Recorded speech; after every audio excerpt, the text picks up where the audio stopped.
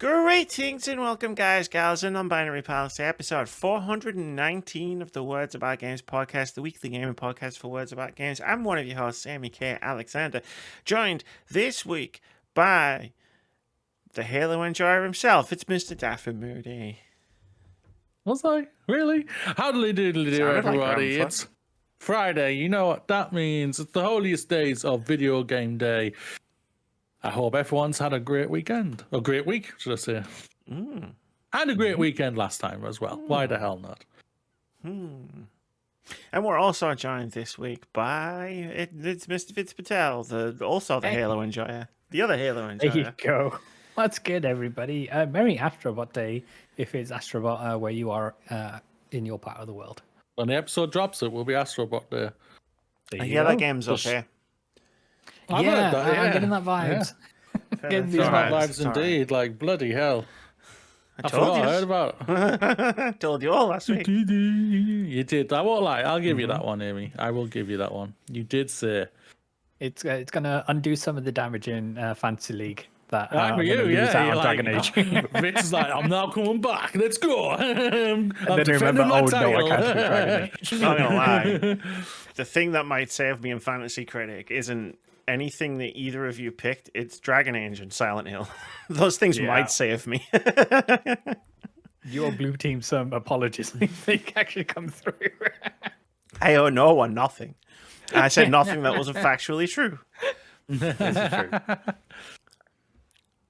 Broken clocks right twice a day. But the developers are like, trust me, bro, we got this. And I'm like, no, I've trusted you before and I've been hurt before. How's everybody doing? What's everybody been up to? Good, thanks. I started and finished Link's Awakening this week. Yeah. Which one? So the 2019 remake on Switch. Not that one. Still... No, not that one. Still really enjoyable title, and I wanted to get back into the whole Zelda-ness before Echoes of Wisdom came out. And I saw the previews that dropped this week as the time of recording, and very excited about that game. But even more excited for Astrobot, and looking forward to playing through that. And obviously, we had a fantastic stream that we'll talk about later on in this episode. We were Noble 6. All three of us. Apparently the Noble 6. Apparently we were. Yeah, Noble 666. Yeah, exactly. The beast. I'm all right. I'm hunky dory, just cracking on. I've figured out that the PS2 dead, not working. Oh I'm no! I'm gonna have to buy a new one, which isn't that really isn't that hard, as I've got a good amount of credit on CEX right now, and I'm just like, I can go and get a new one. That's absolutely fine. Would it be worth fine. trying to have it repaired rather than buying a new system? I can't be bothered with something. Isn't it like but the PS2 is like 40 quid or something. Like the PS2 is very cheap to buy. Yeah, it's like because there were 155 million of them. Yeah, as we keep hearing. They're pretty cheap right now, and I'm just like, you know what, just go out and get a new one. And I've seen like there's apparently an adapter where you can attach to their adapter that you can put it in HDMI ports instead. I'm just like, I'll probably get that. Yeah, I mean, I've got one. Yeah, so regular systems go for £90. There's a slimline version available for 70. Yeah. So these are like unboxed as well. Who needs boxes? Yeah, I don't need all over that the place. Yeah, if you want it in that pink, £105. I'm keeping my partner away from that one. A box with two pink controllers, £230. Yeah. Speaking of my PS4, like my PS4 works as well still. I was like, hey, had to update. But that's going. I was like, hey, look at you. You're still there. And I was thinking, damn. So that was the last game I played on my PS4 before I got my PS5, which was Horizon Forbidden West. Fascinating. That is very fascinating, no doubt about that. Alternatively, Moody, you could get a PS3, which is the original 60 gig PS2 compatible version, which shipped with the Emotion engine for £170. Yeah, but I need That's two birds, one stone. Well, not really. Technically, it's three and birds, it has one HDMI. stone. But that one doesn't play. That one doesn't play PS1 games. Yes, it does, because it's got Does the it? PlayStation 2 chipset in it. Okay. Yeah, but that thing's an ugly And fucker. it does HDMI out of the It's box. not more ugly than the adapter needed. PS5. What? It's not more ugly than the PS5. That PS5 is a sexy thing. No, it's not. It sucks. Yes, it is. I No, hate it. that one doesn't. It's We too have conditioned big. ourselves to think these pretty. It is not an attractive Look, system. 10 years' time, you're all going to agree with me. It's too big. That stupid stand on that you get with it is rubbish. Mm-hmm.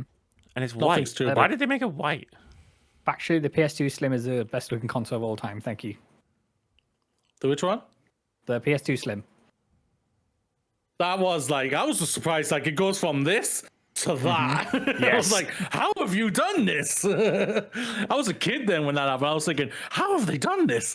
This is the greatest technical feat ever since sliced bread was invented. I'm partial to the GameCube myself. GameCube is a That's sexy little thing as well. I won't lie. Nothing I think has got boxed properly.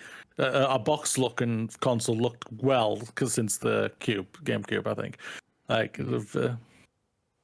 Yeah, I agree with Xbox tried it and yeah, it just didn't work. Even though it's a rectangle, but either way. I mean, it's a box. It's right there in the name, isn't it? Yeah, that's true. Yeah. That is true, no doubt about that. But no, yeah, it's yeah. I get what you're saying there, Vitz, about maybe get the PS3 with 64 gig whatever thingy. I'll think about it. It all really depends on funds. Right now, I've got enough credit just to pay for a PS2. No, I don't have to put anything extra in. That is putting extra in. You're talking about this adapter now. That's extra. Not that much. You want to get a decent one. You don't want to get it. Don't want to get a cheap one. That much extra. Yeah. Trust my experience on this one. You don't want to get a cheap one. Well, Things can be worryingly Yeah. cheap when it comes to adapters and stuff. Yeah, I'll send you some links. Don't worry. Oh, thank you. Yeah, of course. Well, I just went through this hell. Yes, you did. Myself. You said it worked. You said it's working for you, isn't it? Yeah, the one that I've got's working pretty great. The thing about plugging any retro console that runs off of like older stuff into an HDMI is the colors are going to be wrong on a flat screen, and it's going to be way darker on a flat screen as well. Like just because of the way games were made for the CRTs are CRT. bright. Yeah. I don't know if that came through. I knocked on it. Like it's literally. I heard right it. I heard it But, at least.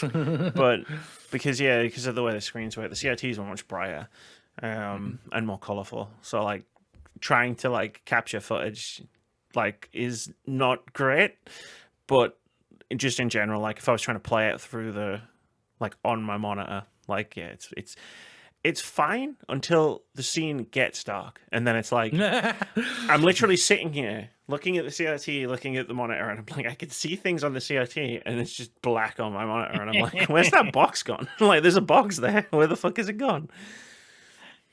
It's helpful having the two side by side though. It's very helpful for like color correcting. Because I can just look at what it's supposed to look like and then be like, okay, let me try. Yep, no, we're closer. Yep. Oh, what if I just turn the contrast all the way up? Oh, yeah, that'll do it. Yeah, that does it. There we You go. should do that per scene, right? Not just that it's a global setting in OBS. It's not a global setting in OBS. No, I wish it was a global. Well, I don't actually. It's complicated. It's just the thing about going between modern consoles and retro consoles. It's like, okay, everything's different. Why can't everything be the same? Well, I have got like a 10-year-old flat screen, so I'm hoping that'll just be like, no, 10-year-olds or 15-year-olds. So I'm hoping it'll be okay on that one. Just dig out one of these bad boys. No, they take up way too much space. Yeah, No. but it looks so good, man. Like you put Dino Crisis on this thing, and it's gonna look so fucking good. Like I sent Vitz the test footage, and obviously Vitz's test footage looks terrible because I haven't done anything to it, apart from like just put it in the thing so we can make a new overlay for when I stream retro stuff. But like, man, Twilight Princess on the Wii. It looks so fucking good on this CRT TV. Like, I'm astonished by how good it actually looks. We've also forgotten. Nostalgia has robbed us of our memories of how heavy CRT TVs are. So Not the me. second you pick one of those things up, it'll flood back. I'm just saying for Moody and I. Obviously, you have. Get Sophia to pick it up. There you go. Don't try and pick it up yourself. Two-person job. How weak do you make me out to be? I'm not making you out to be Amy's weak. real I'm strong. trying to get you to avoid the discomfort of picking one of those motherfuckers up. So you want me to go to my disabled partner instead to pick it up? Yeah. All right. You all heard it here, everybody. I'm trying to help He's you. against disabled people. I'm trying to help you. Moody. By disabling my partner even more. Yeah. What the hell? Okay. So, all right, that sounds good. Okay. Look, this is the corner I've backed myself into this week, okay? This is it. This is what I do. I steal things, I disable people. Apparently, this is a whole thing. Like, within the first 5 minutes, I just admit to crimes. Well, the first step is admitting it. So Yeah, thank you for I guess. admitting that. Yeah, she's finally admitted it, but it's at long last. No. I never admitted shit. You just did. I said, these are the corners I backed myself into. I tell you nice little stories, like, yeah, look at this nice little story. And you're like, so you stole it. I'm just like, this is not that. It's fucking great, yeah. Sure. Phenomenal. What? Don't know what you're talking about. Uh-huh. Yeah. Get accused of all sorts on this podcast.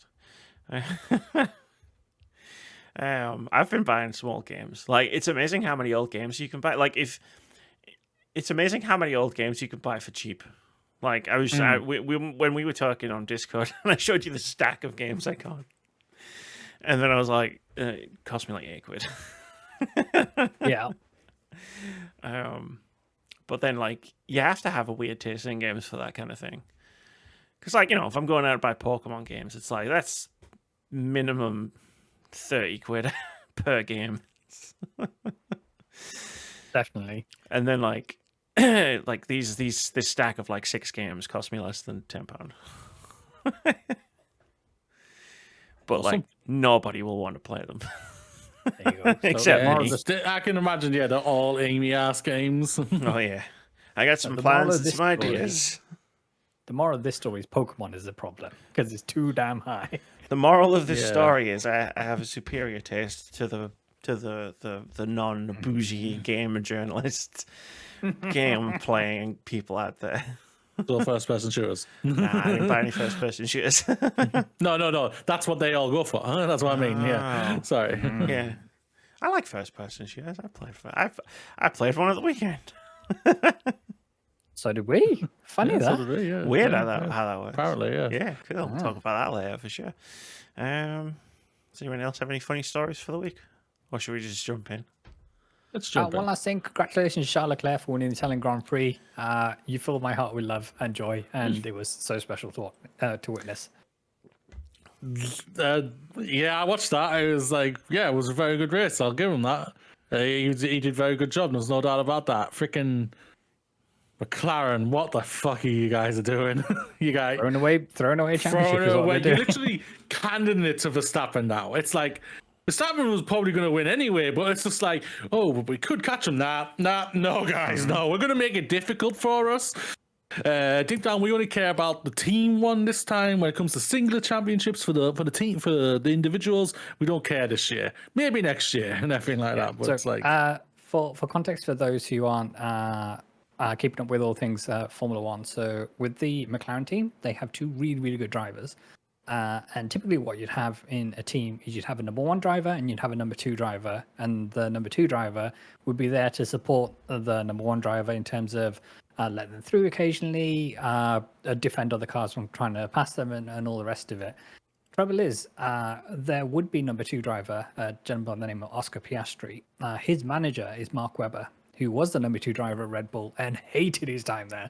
So I think there's a clause in his contract that said Oscar is no number 2 driver. They are equal number 1 status. And So then what the they're doing is essentially robbing the best results off each other. Whereas the team should say, okay, Lando, you are a shoe-in for the title run this year, kind of thing. Oscar, if you have a better start to next year, maybe you'll get the run. But they're not doing that, and but it makes for great racing. Oscar did the move of the year around the outside of Lando on lap 1. But yeah, it's good fun. sucks. Amy, back in the room. Yeah. Where am I? It's a Podcast race. is finished. It's time to go. Let's go. Time to go to bed. Bye. It's a race. That's about time. Let them race. It's a race. Yeah, a dumb absolutely. race. And it's number 1, number 2 crap. If you can get past him, congratulations. They're racing. I don't see the problem. But if you lose a championship, you lose out on big money. Whatever. But I did see a lot, but you know what had a lot of problems? Vitz's topic for the week. Yeah, so much like the aeroplane, Concord is grounded. Sorry, we're working on that one for a while. I don't think I can be a part of no. Yeah. So this comes via the PlayStation blog. At the start of the week, they posted an article listed an important update on Concord. Quote, Concord fans, we've been listening closely to your feedback since the launch of Concord on PlayStation 5 and PC. I wanted to thank everyone who has joined the journey aboard the North Star.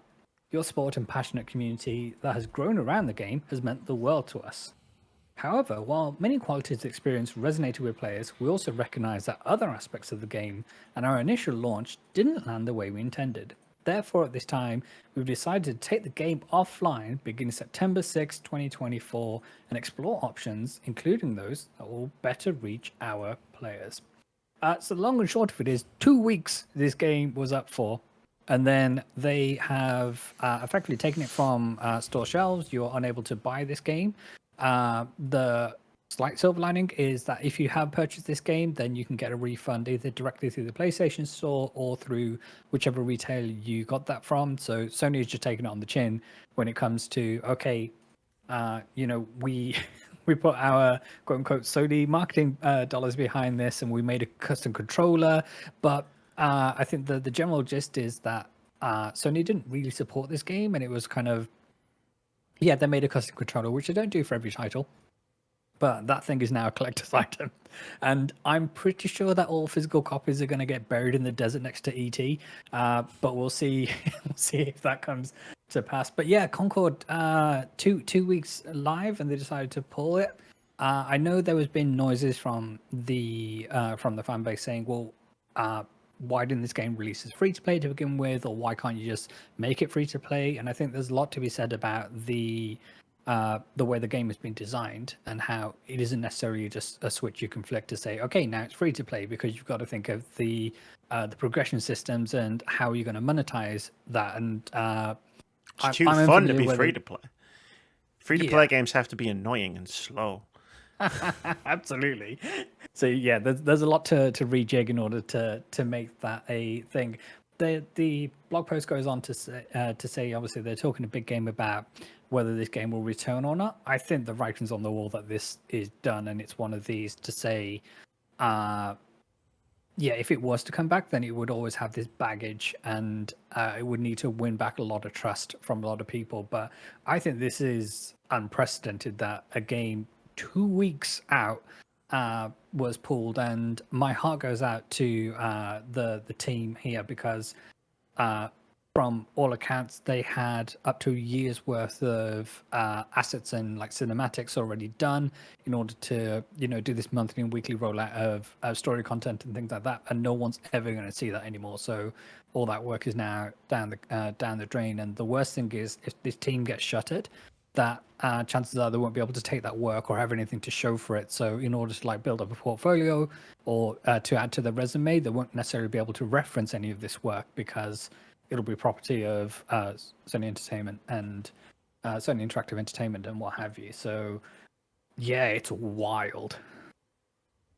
Yeah, no doubt about it. There's two things are going to happen here. Either PlayStation fully take it on the chin, and they then allow them for a year to rack right onto this. Like it's like what you're saying. They've apparently had like a year's content ready, all that. Yep.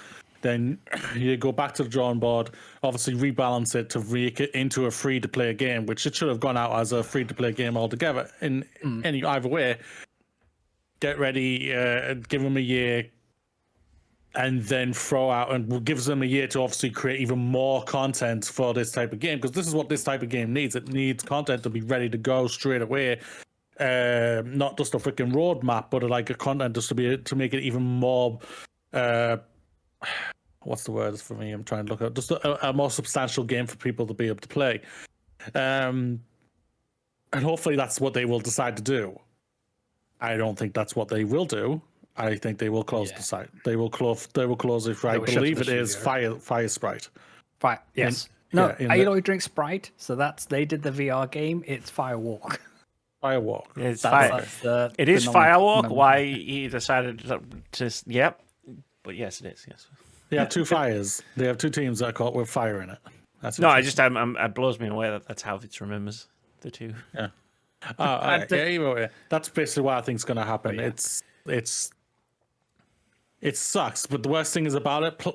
Everybody was saying it's the PlayStation Online. This game doesn't look. No one's interested in it. It wasn't. No one's had any foggy interest in it whatsoever. I get where like they're going with this type of game, like because if one of them hits, that's a lot of money that they can easily make from it, which is a deplorable thing just to think about how it is, especially because if one doesn't hit, with like this one hasn't, this is people's lives and jobs on the line here potentially, which could be just sucks. To that point, this is the latest casualty in a long line of games with live service which haven't hit. And if you're anybody at Haven Studios, if you're Jade Raymond and the crew, and you're looking to, you've got fair games in the works, I don't think that's coming out. This is a legacy of Jim Ryan's vision when he was at the helm at Sony in terms of, right, it's games as a service, it's live service all the way down. And obviously we've had 60% of our budget is going to be live service. Absolutely. We've had even, their crowning jewel in Naughty Dog. They tried to make this work, and they got down a long way and then allegedly said, oh, we didn't realize we'd have to support the game afterwards. Like they don't have to with their other titles. And then, they shuttered what would be Factions or, the next multiplayer title or whatever it is. So, this is just the latest casualty in my mind. And, if you're a Haven Studios or if you have a live service coming out, I'd be quaking in my boots because, 2 weeks is not a long time, but not a long time. 2 weeks is nothing. Like there are probably people who were planning to buy this game, like who didn't get to buy it because it was like, waiting for payday, or like, now I'll be able to pick this up next month, or I'm just playing this game, so I'll pick this up at some point. It's just like you turn around twice and it's gone. It's dead. It's done. It's finished. People have really expensive coasters instead of discs. I've seen so many people. I didn't realize this game came out physically. I thought it was just a digital release, and I saw people posting their screenshots of that, like their photos of their boxes, and I was just like, "Oh damn! No, there's a collector's item." Sure is. Fucking hell. I mean, I disagree about the free to play comment. They didn't have to release free to play, but what PlayStation haven't figured out is that they need to promote this game in a different way than they promote The Last of Us or God of War. It's like people are already excited to play those games. You just have to show them like a trailer or whatever. And the marketing, air quotes, for Concord was one JPEG of the name of the game, and then radio silence for I can't even remember how long, and then like it opened a state of play, and then there was a beta, a single beta weekend, and then it came out, and it's like that's probably why people weren't excited about this game because there was no hook. Like you remember at E3, not E3 this year, and there was that one live service game at the Xbox, the shooter at the Xbox place called Fragpunk. Yes. With the cards. Exactly. With the cards. Like they showed you the hook straight away. So it was like, oh. The USP, yeah, absolutely. Here's the thing that's interesting about this game. Now, the fact that we haven't heard anything about this game for months is, again, not a good sign. Not necessarily that the game's going to be bad, just that you don't seem to know how to market these things. You need to be constant. I was there, Gandalf. I was there when Overwatch launched in 2016. The game was inescapable for months before it came out. It was impossible not to see anything about it. But then you roll over to Concord, which started development in 2016. We'll get back to trend chasing in a little bit as a topic. But like, where was those constant updates about it? Like, you've got what, 12 characters, 16 characters on the roster of Concord. where's my 16 different like rollouts of showing me why I should care what's the about each vignette for each character? of them? Like spaced out over the course of a few months. Like where are my beta weekends? More than one beta weekend. Like where's my open beta? Like what were you doing to build excitement for this game? And the answer is you didn't do anything. You put out one confusing state of play that nobody liked, and then went, oh shit, well, I guess we can't do anything now. Let's release the game. Oh no, no one bought it. Controller. Like, here's a controller to play the game, one that nobody wants to play. Like, it sucks because you're right, Moody. The writing was on the wall for so long. We all talked about it. And, like, people worked on this game for 8 years, and, like, I wanted this game to succeed so badly. I want every game to succeed. I want most games to succeed. But, like, we just knew it wasn't going to. But the missteps came so far in advance of the game launching that it just becomes incredibly frustrating to just see the game fail inevitably. And, like, I know there's a bit of armchair quarterbacking here where it's like, well, if they'd done this differently and if they'd done that differently, it's like, you need a hook for this kind of game. You can't spend 8 years making it. And the thing, like, the selling point for your live service game cannot be production value. Yes. You'll get buried if you try to go down the production value route, because people don't want production value in their live service games. They want an addictive gameplay loop. And it's like when the state of play happened, because that was the first time we've seen anything, the immediate reaction from everybody that this was, dollar store Guardians of the Galaxy or Poundland Guardians of the Galaxy, because they hadn't had any time with these characters to grow an attachment with them. And then, the state of play was probably one of the worst vehicles to immediately, or for the first showcase of this game, because it's like a 7-minute block of this cinematic where it should have been, as you say, like piecemeal and all the rest of it. So I don't blame anybody at Firewalk Studio for the product they got out. And for the people who have played this game, for the most part, they seem to be loving this game. They seem to be enjoying it. It's all on the fault of Sony and the way they marketed this game, or rather they didn't market this game. And that's the situation we find ourselves in here. Well, I think also it's just a bounce back to just the stupid leadership as well that they had in. Jim Ryden's like vision for this was just abysmal. Everyone was saying that. Sorry, go on. No, I was just going to say, like, his vision for this and Marathon and Fair Games and everything else, his vision was money. And that's a problem in an artistic medium. Yeah, and that like we've spoken about on multiple occasions, like bring back Sean Layden. Like I say that all the time. Like that is him, right? Sean Layden. Yeah. I just want to make sure. Bring him back. Like he for me, he's saying all the right things right now. You could be pumping games out like every 4 years on a cheaper budget. And go throwing out the good 10 to 12, 15-hour experiences that's what was Sony's bread and butter. That's what they were. That was their bread and butter. Like for me, why they've been expanding this is I can understand why you're expanding it to a certain point, but also keep doing your bread and butter.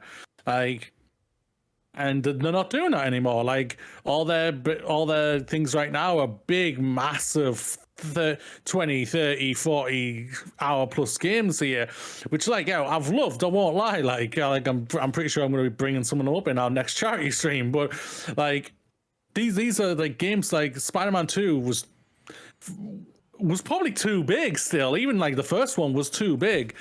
God of War Ragnarok was just like one of the biggest complaints, even though it was my game of the year that year. My biggest complaint was it's like this just keeps going. Oh my god! Stop! For fuck's sakes! As someone who platinumed that game, because like I was trying to take my mind off some other stuff that was going on at that time, like my fucking god, was I ready to just hurl myself into the ocean? Like remember the new game mode they added just before you get to the final big bad? Yeah. Like Horizon, those games are just massive, especially Forbidden West. And I was just like, I never completed Forbidden West because it just took everything out, and all it did was just like instead of making it a focused, contained, great, heartfelt story of a great character with the great characters that are around her, they ripped that apart from what happened in the first game for me, and just like made her an unlikable character for me. That was just like, why are you pushing everyone away? Why are you doing this? You silly We did this in the person? first game, Aloy. Exactly. Why are we playing this again? The first game I can understand it. We're getting to know you and everything like that. You don't know anybody. You don't even know who the hell you are. So it was literally a coming of age story, which was really well done. And then they do it again. But It's increasingly hard to keep people tied to a narrative when you give them a big open world to explore.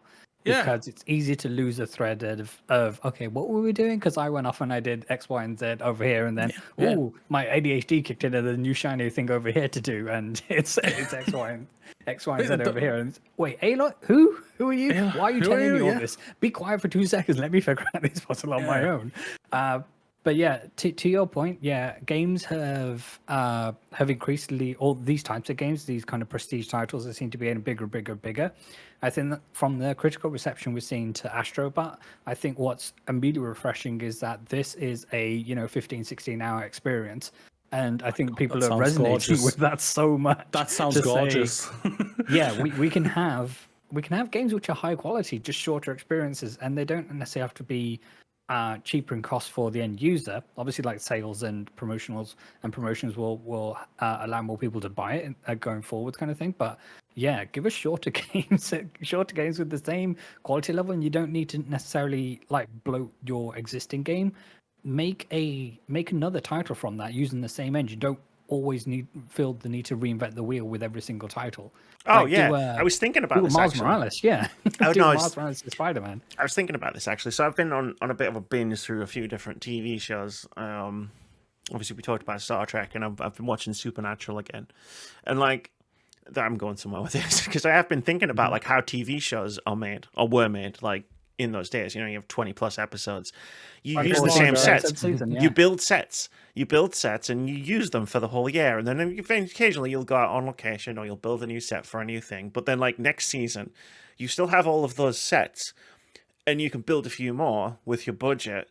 And like, maybe we'll build, what was it, Star Trek Voyager, where they built the big thing with the big TV screen on it and stuff like that. It's like, I can't remember. Astral, no.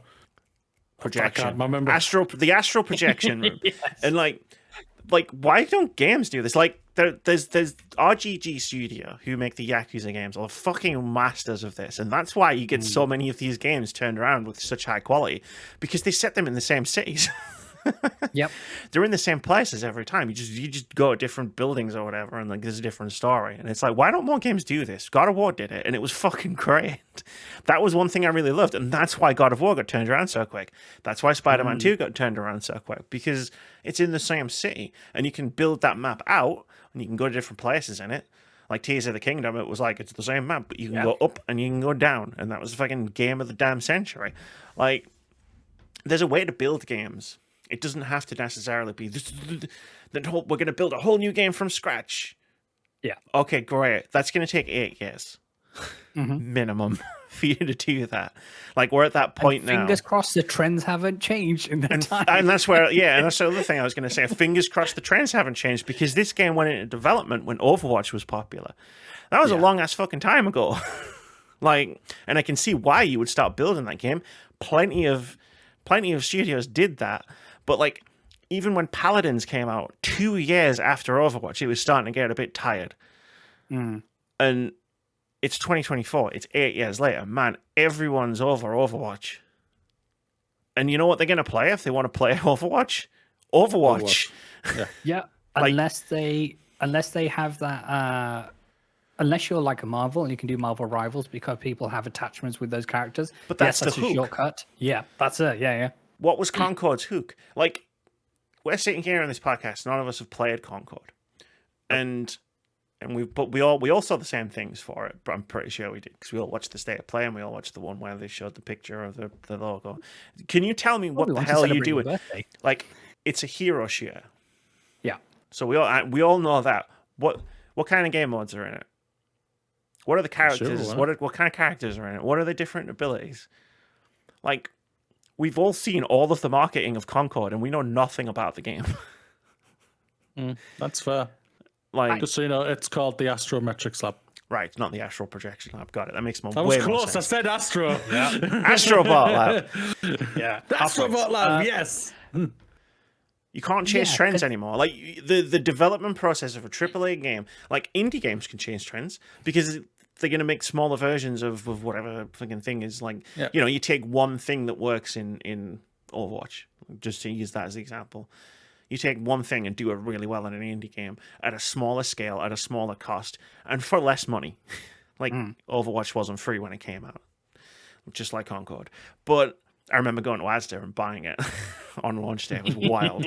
And like, but AAA games can't do this. Like, if you put a whatever the most popular game of that is out right now, if you're going to make it at scale with those big production values, it's going to be 2030 by the time that game comes out. Yeah. Minimum. The thing is, PlayStation have been doing this. What you've just been talking about with God of War. God of War and God of War Ragnarok, they were out like within 4 years, and they used a lot of the same things that was from the first game. Keep doing or the that, rebooted game. And Spider-Man. 2 years later, we had Miles Morales. 3 years later after that, we've had Spider-Man 2, which has played a lot. And they threw in new areas, like what we all knew they was going to do. But they played in a lot of the box that was already created and everything. And I'm like, that's why we're not gonna, I won't be surprised if we see Spider-Man 3 or a spin-off that's Miles Morales 2 maybe in maybe 2 years, which won't be a surprise. Yes. Spider-Gwen. Give me Ghost Spider, please. I'm back. If you make Spider-Gwen, I'm back in Sony. I think they've hinted at Silk, I think. Yeah, so on Silk, that game. Spoilers, but yeah, Silk appeared at the end of the game. Oh shit! Yeah, he hasn't played the game. I don't care. Okay, that's a good one. That. So like they are like setting things up and everything, and like so they've already got that map already. Like, so it's like you've already got the footprints, you've already got everything ready to go. I can understand Wolverine for Insomniac's going to take a little bit longer. It's obviously a brand new whole game and everything, so and whatnot. I can appreciate that, but like they've got the roadmap, they've got it all going. They got, come on, man! You're so close to figuring it out. To New York. Yeah, but this is the crazy thing it's like they have the roadmap. They know what they need to do. This is why I'm hoping this is why PlayStation barely spoken this year. They barely speak anyway, but like they've been very quiet in general. Yes, I think they did the state of play before Jeff Keighley's thingy in the summer, because they had games that I think it was more those were deals that they needed to do. It was a third party, led one. So and it also was just like, let's throw Concord in there because we know that game's going to come out. And I think deep down they were just like, this was like old regime, and I'm hoping like with the new regime that's come in, the two new CEOs and Helmut Marko or whatever I've just called Helmut Marko. That's the Red Bull guy. Helmut Hurst. Helmut Hurst. Yeah, he's laying down the foundations now to literally be like, we need to be pumping games out a lot more faster. So obviously build the framework, what you need to be able to loop it type of thing. And you're going to have like, I think what it boils down to as well is like, just have the studios make the games that they want to make. Like, did Firewalk pitch 8 years of Overwatch? You know what I mean? Like 8 years and we'll give you PlayStation's answer to Overwatch. Like PlayStation London, they were making a live service fantasy game after like years of making like VR games, really good VR games. And it's like, did they pitch that? Or were they told they needed to make a live service pitch and this is what they came up with? Yeah. And now they don't exist anymore. Like the PS3, PS2, PS4 era, you had the big games, the Last of Us, your Gods of Wars, your Uncharted, and in between them you had things like Concrete Genie. Yeah. Would come out. Experiments. You had Gravity Rush and Gravity Rush. Yeah, you're absolutely right. You had Gravity Rush. You had Shadow of the Colossus. Like you had experiments alongside the big AAA stuff, like Sean Layden's famous speech about Vib Ribbon. Yep. Vib Ribbon didn't sell very well, but you have to make those kinds of games. Yeah. If you're a platform holder. The quote unquote big games pay for these experiments to happen. Yeah. And then one of those experiments could just go like that. Pop off. Like, and that's what they kind of were hoping for with this live service gimmick they were aiming for and whatnot. Yeah. But yeah, it sucks. I hope that the first thing I said was like comes to fruition, where they allow the team to try and rectify this, or not rectify it because they didn't do anything wrong. Like they've only gone off what they've been told to do. I believe. Like I do agree. Well, agree with what you're saying. I mean, I don't think they pitched this game whatsoever.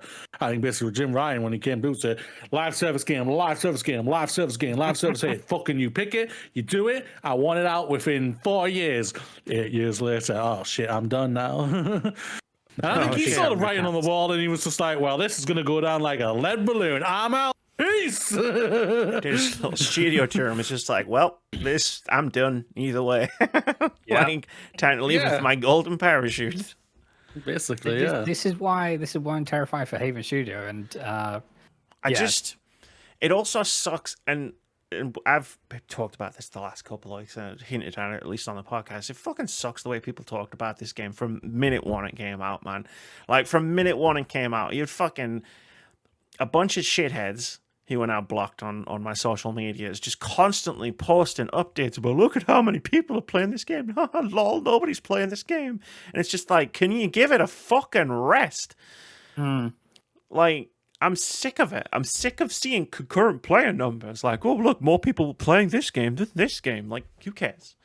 Like, what value are you adding to the conversation here? Yes, it is interesting that this big, huge game from, you know, a PlayStation-owned studio is not doing very well. That is interesting. But can you give the developers 5 fucking minutes?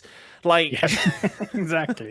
You know, because they're probably not feeling very great right now. And I'm not talking about like shithead accounts with like 2 followers who are just there to stir shit because they hate DEI and war games or whatever. I'm talking about like games journalists are fucking just stirring the fucking shit, and I'm sick of them.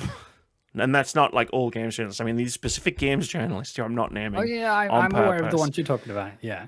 Like, shut up.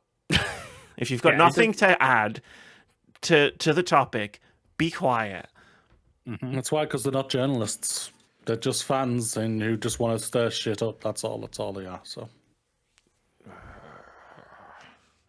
It really pissed me off for the 2 weeks where it's just like I'm seeing like on launch day and maybe the day after launch day, it's like I'm scrolling and I'm seeing, because of the way my algorithm works, I'm seeing all of the devs who work at Firewalk Studios talking about, hey, Concord's out now. We did it. You know, we've worked on this game for so long. And then like, and being like, it's only got 100 players. And I'm just like, man, we can't. This industry is fucking garbage fire. Like, wait until the game's been out for a while before you write the fucking obituaries. Or I guess 2 weeks, like before we start writing the obituaries. These clowns were also, because we're doing the same thing with Black Myth Wukong, and then they were also reporting that numbers had dropped 2 million. The numbers have dropped by 2 million. It's like, oh god, I wonder what time it is in China. Like, dumbasses, man. Like, we talk a lot about the quality of the discourse and being low because of, you know, Gamergaters. But like, I think we need to have a cold hard look at some of the more prominent voices in the gaming blogosphere, we'll call it, the journalist adjacent journalists, like, because you don't help. You don't help. Like fucking driving, like these are probably guys that drive past a car crash and do the thing where they slow down and rubberneck. Yes. Like, to look at it. Like, oh, is that a dead body? Ooh. Let me take some photos. Like, and I'm sorry if that offends you, if you somehow found this and that offends you, but man, like, you would nonstop, and it damaged my calm a little bit. So I'm glad I got that out of the way. I like your Jane reference then. Yeah, no, it's not so much a references. I just watched that show so many times, it just entered my vocabulary. While we're talking about PlayStation, I saw a wild comment that I'm sure has been taken out of context in some way, because I can't imagine like there's context missing, there's a mistranslation, there's no way this person said this thing or meant this thing in the way that it's being widely reported. But it is being widely reported, so I want to talk about it, and it kind of ties in with the Concord stuff. Where we had a Sony exec claim the company isn't creating enough original franchises. Now, that headline right there is different to the way everybody's been talking about this for the last 24 hours. The company isn't creating enough original franchises. So, Sony, purveyor of original franchises, like the blah, blah, blah, yes, very, very droll, gamedeveloper.com, feels it could be doing more to develop homegrown IP.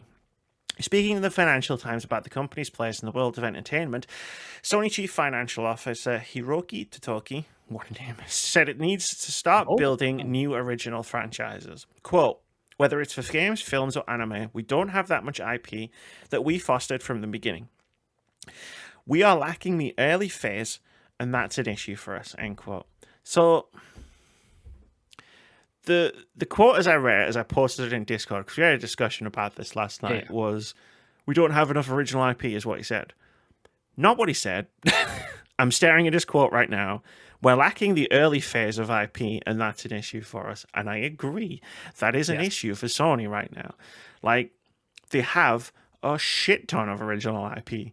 Like, not so much that they're developing right now. They have a lot that they're sitting on that they're not doing anything with. Like, which goes back to hey, maybe you could, like, make more games for less money. And you've leveraged some of those IPs that we've even just spoke about that you don't do anymore. Killzones and Gravity Rushes and anything by Sony Japan, like Motorstorm, maybe Bloodborne. I don't know. It seems quite popular these days.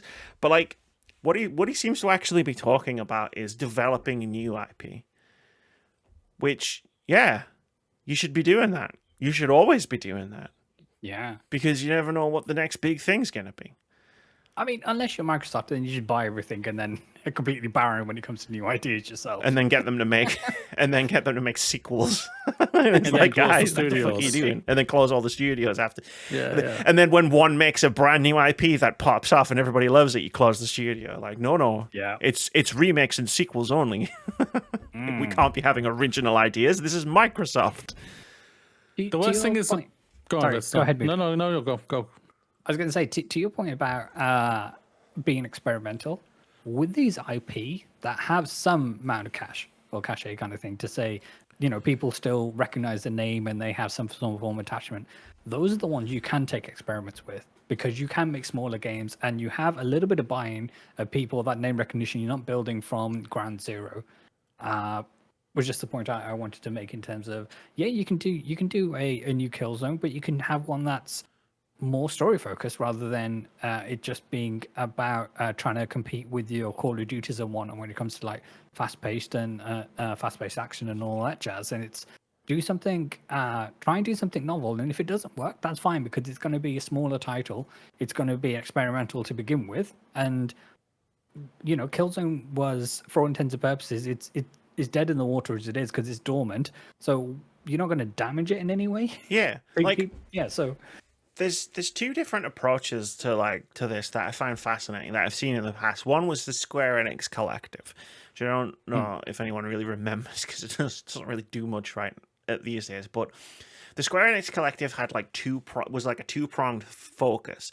One was, hey, there's all these smaller games that need funding, and like they apply at the Square Enix Collective, and maybe they like the people who are judging those games like the look of one or two of them, and so they give them support. One of these games was called Power Wash Simulator. And the second prong was there was a period of time where they took their franchises, Square Enix franchises, that they weren't doing anything with. So not like your Final Fantasies and your Dragon Quests. Yeah. Things like Fear Effect, I remember was one. Where it's like, hey, see these franchises that we're not doing anything with?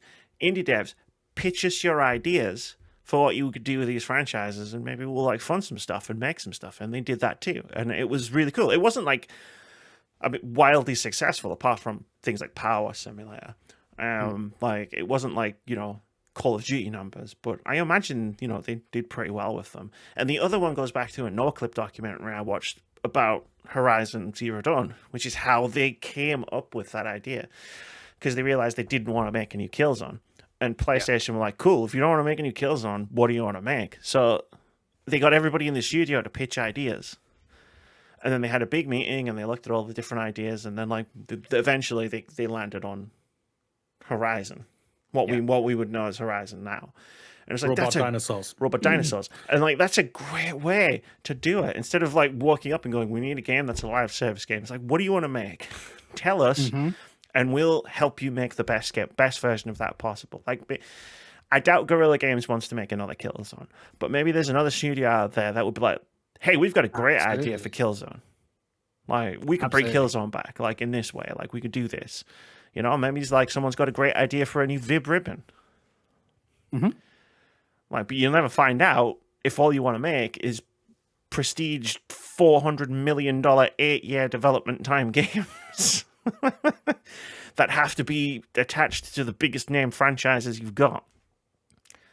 The worst thing right now is that what he's saying like is spot on. Like PlayStation, I don't even think they've, off the top of my head, have released a brand new IP for the PS5. They've all been sequels or remakes, or remasters. Apart from Concord. Take away the live service part. I'm ignoring those. You can't count Concord because it doesn't exist anymore.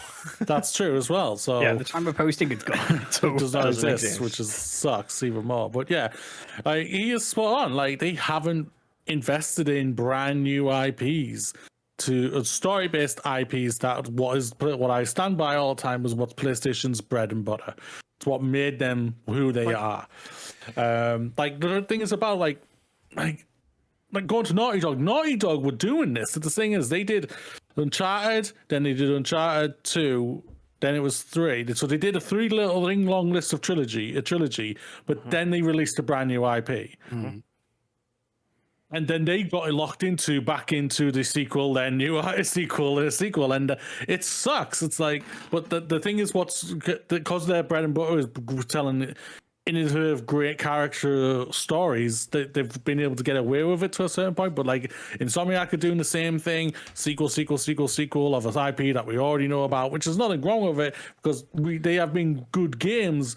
But now we're just getting to the part, like I've seen all over the place, people are getting tired of all this sequelness and everything because I think it's everywhere. It's in every piece of medium. It's in with films, it's in with TVs, it's in everywhere right now, and people are kind of getting really tired of it. So when something new and it pops off, so like last year, it's the thing. Last year, it's like it's crazy to think. It's like I was just about to say Baldur's Gate, but that's a sequel. It is. Well, I don't think people.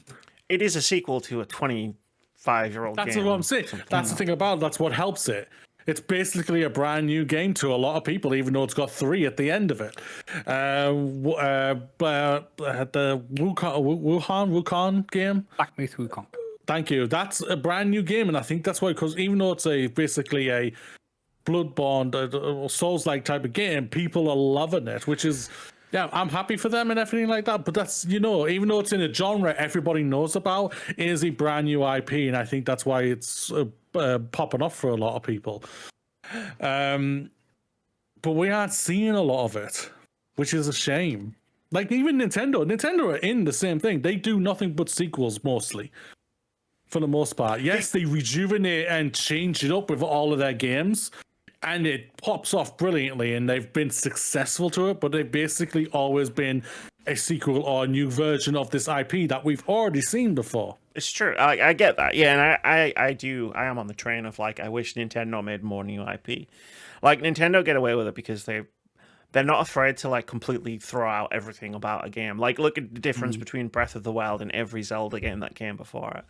Like, you could have just slapped on a different character and a different name on Breath of the Wild, and like you could have fooled people into thinking it was completely new. If you just weren't at Hyrule Castle and you weren't playing Link. Like the thing about people PlayStation still running is around like, looking for 8 dungeons. Yeah, right, because it was such a different game from previous. But anyway, even back to the PS4 still had like these smaller games that didn't. They're not going to make you billions of dollars. Like, people aren't going to play them endlessly. And they're not even necessarily franchises. Like, they're not things that I would necessarily want to see loads of sequels to. Like, again, I go back to Concrete Genie, which was a good game that I had fun with for like 4 hours or whatever it was. And I don't want to see a Concrete Genie 2, but I would have liked to have seen another game from that development studio. Like, hey, Yeah. what else do you want to tell me? You know, like has PlayStation released anything even that comes close to an experience like Journey since Journey? Mm. And I think about like other myths, like Dream. If you release Dreams on PC, guys, and you actually tell people it's a thing, that game is gonna blow up on PC. Because the big problem with Dreams was trying to make things with the PlayStation control. You tried your best, Media Molecule, you really did, and you gave it a really fucking good go. But it's pretty easy. It's pretty awkward to make things on that thing. Whereas you give people a mouse and keyboard, they're gonna make some shit. They already made some shit. Some of that stuff in Dreams was fantastic. Mm-hmm. And like even Media Molecule, they made Little Big Planet, but they took a break from that to make Tearaway, and Tearaway was phenomenal. Yep. And then they made Dreams, and PlayStation forgot to tell everybody Dreams came out. Or put it on PS Plus to PS gather an Plus. audience, gather an audience on in a PC. user-generated content-based game. Do any of the seemingly obvious things to drive people to this game that could be a success. Yeah, because you look at titles like The Order 1886 and how ostensibly that was like a tech demo to begin with. It was, and but Vitz, did you play that game? I did not know. Oh my god, like, it's a boring game. Like, I'm sorry, development studio that doesn't exist anymore. It was a boring, gameplay-wise, it was a boring game. It looked incredible. Like, you even put that game side by side with games that are coming out now.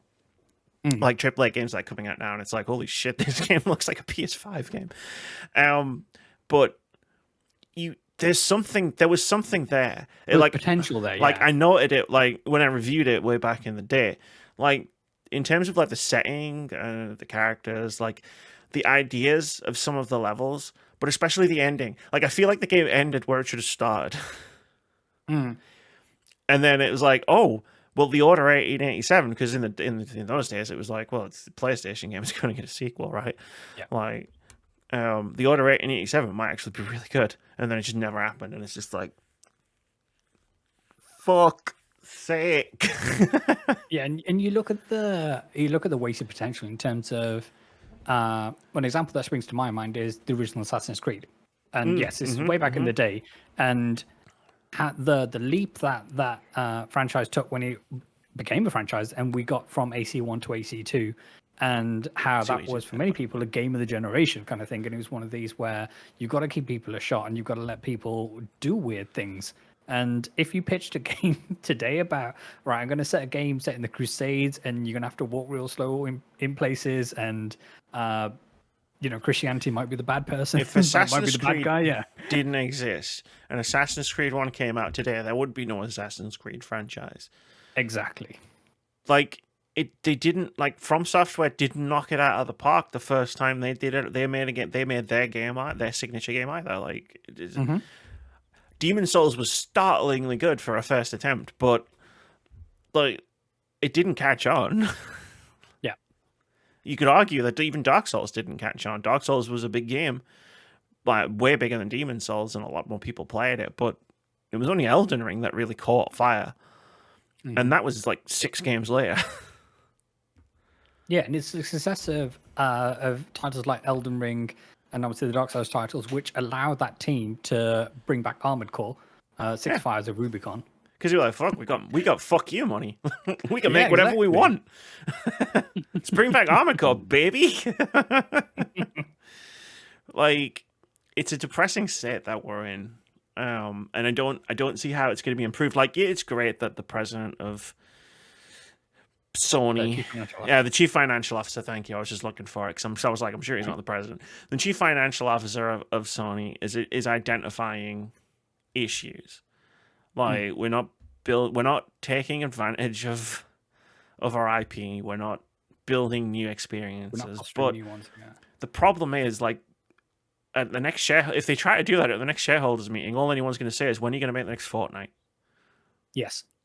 Like, when are you going to make the next COD? And it's like, I'm sorry to say, PlayStation, you're not going to make those things. Do you know what the next Fortnite's going to be? Fortnite. Yes. But if you could even make a battle royale, but make it different. Make your own version of a battle royale. That's what Fortnite was. They made their own version of PlayerUnknown's Battlegrounds, and now look where we are. Yep. Yeah, in the same way, like Fall Guys really popped off, and then obviously Epic Games acquired them because they did something different in a time where people needed that experience. Yeah, and, it's just like you could build on your own. You can build on the older stuff. You can take something and then build on it, make your own version of it. Mm-hmm. If you have an idea for it. And I think that's ultimately, to just circle this entire first half of the podcast around, that is ultimately what Concord's biggest failing was. They wanted to make Overwatch. They wanted to make the next Overwatch, but they didn't have it. But they didn't have a strong idea of what their version of Overwatch looked like. Yeah.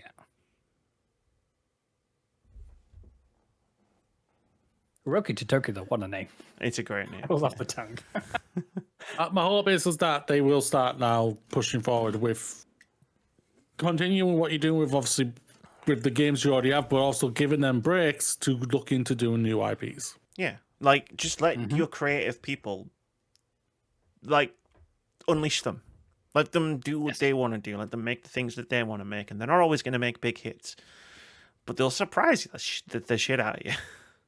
I think having Hellman Hurst at the top, or co-top, will help that situation in terms of they're an individual who's come up the ranks and has a lot of projects pitched to them at the time of head of first party and all the rest of it before they took on the co-CEO role. And it was one of these where I think having that figure up there, they understand the value in looking at a pitch and looking at all pitches and not just saying, okay, sequel, green light, green light, green light, green light, is to look at the smaller things as well and say, yes, this has some merit, this has potential, go away and work on it. If it doesn't work out, if it doesn't, not a critical success, it's okay. You know why?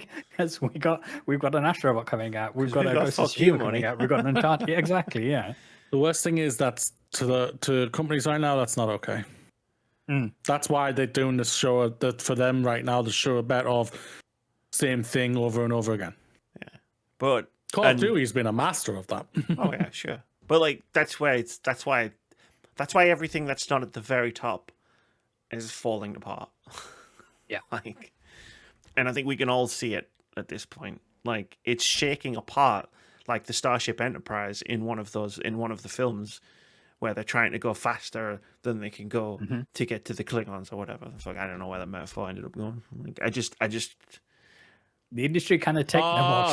Star Trek 6. Country, Excelsior, going to try and save the Enterprise. Fire apart!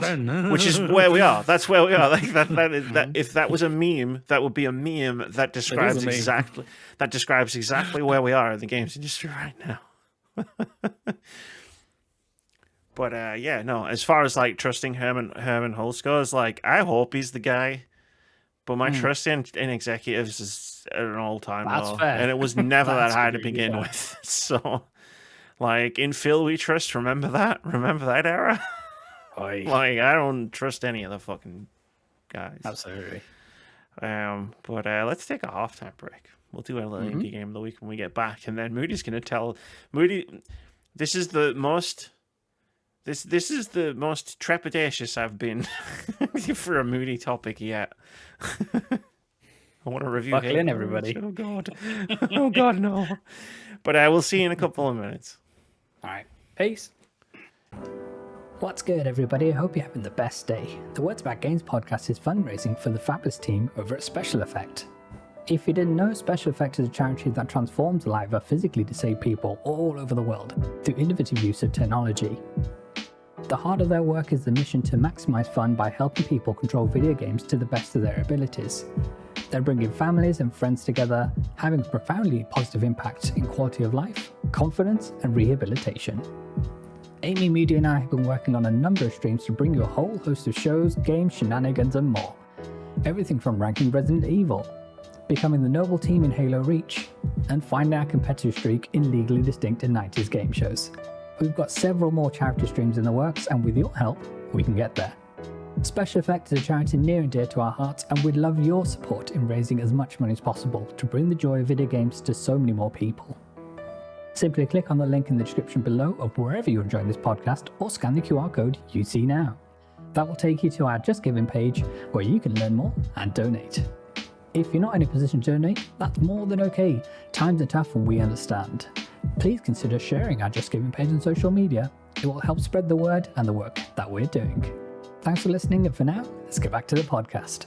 I hope you all enjoyed that break and hydrated. You'll note that I didn't instruct you to do a body roll this week.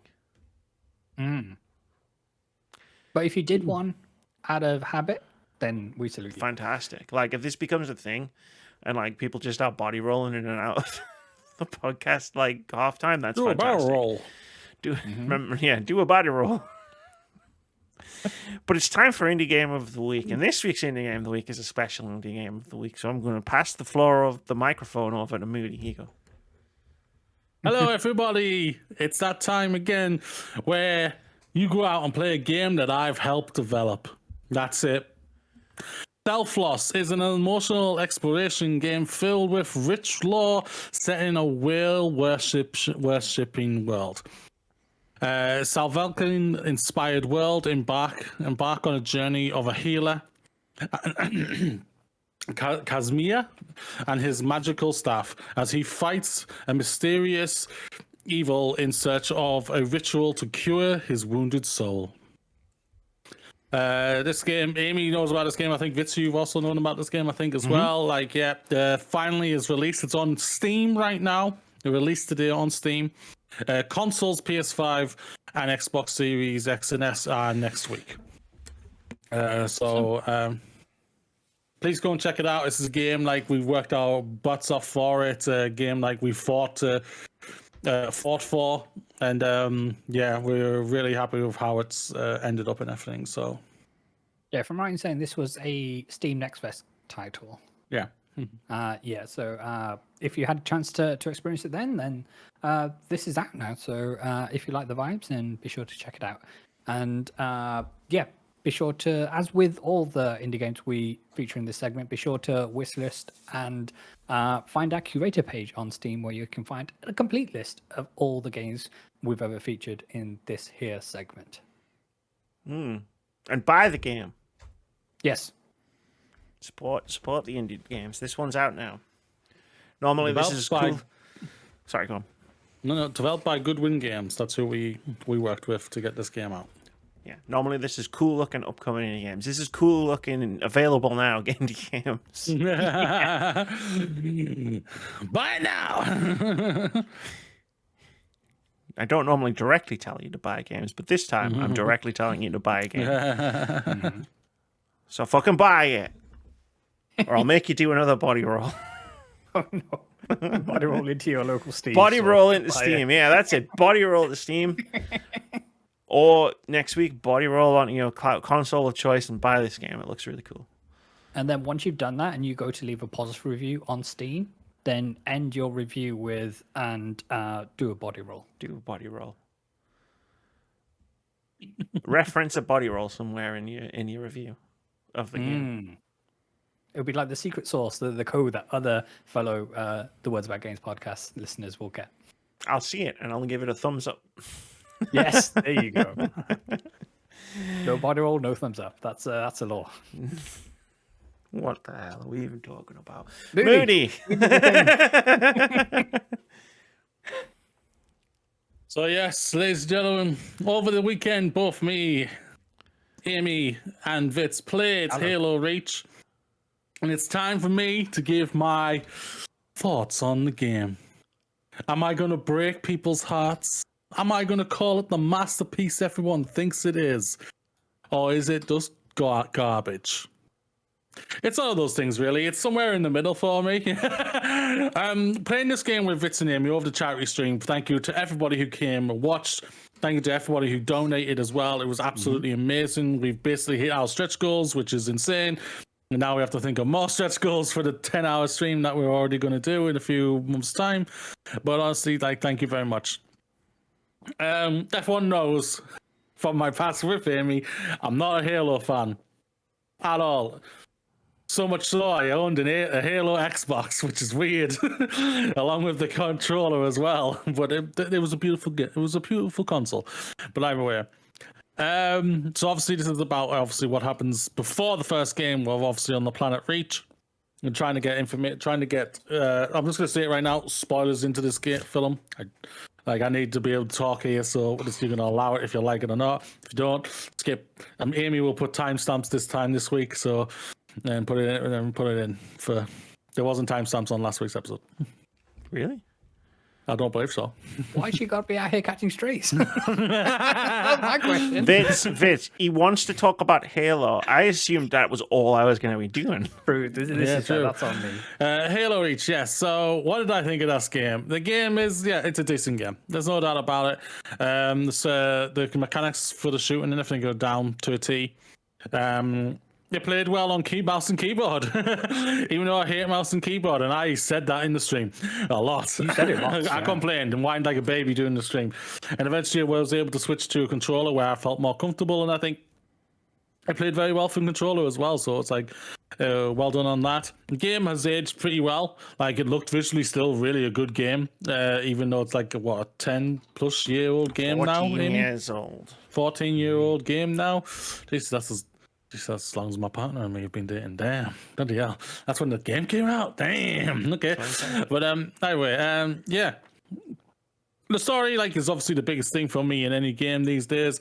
The story it's fine. The characters aren't much of anything of interesting to really run over about, but there were parts in the I almost said film there, in the story. That kind of hit me. There was a part where I was like, whoa, what the hell? I did not see that coming, even though I knew everybody dies in this game. I knew this game and whatnot. I know the part you're referring to, and I love the fact that I was waiting for that moment because obviously I knew it was going to happen in that moment. And you two, you were chatting some bollocks about something, and then you both just went, holy shit, and then it was silence. And I was like, cool. Yeah. It's when it's working. Head, right? Yeah. But from that part onwards, I think overall, story-wise, it kind of worked for me. It was basically just a simple story. Just go, get this thing, get it off the planet, fight through hordes of enemies, and do that. And I think it pulls it off really well for that. I think that there's a lot of fun with the ending. There's no doubt about that. I think basically you go to sacrifice, you go to get the cannon to shoot the big ship, and then you left and you just go out like a boss. And that was so much fun. I won't lie, it was a lot of fun. I won't lie, playing this game with you too was absolutely amazing. And I think that obviously helped me enjoy the game a lot more and everything. I don't think if I played this by myself, I think I'll be shitting all over this game personally. It's an improvement over the Halo trilogy. There you go. You played it with other people and shit all over it. That's true. Would you? Are you shooting all over it from a gameplay loop perspective? Are you shooting over it through?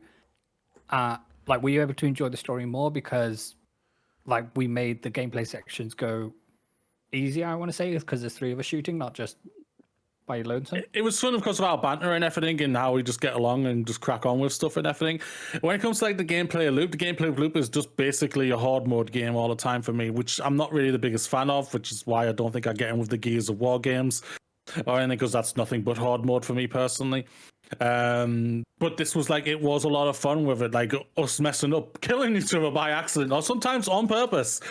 And everything. Who did that? And it was a lot of fun and everything for that.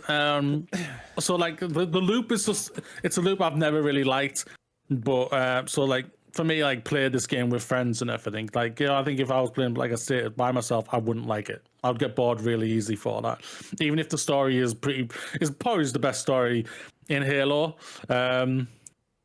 But I do like Halo 4's story because they actually flush out Master Chief, who was bland for 3 games, along with Katana, who was nothing but a hot AI, basically.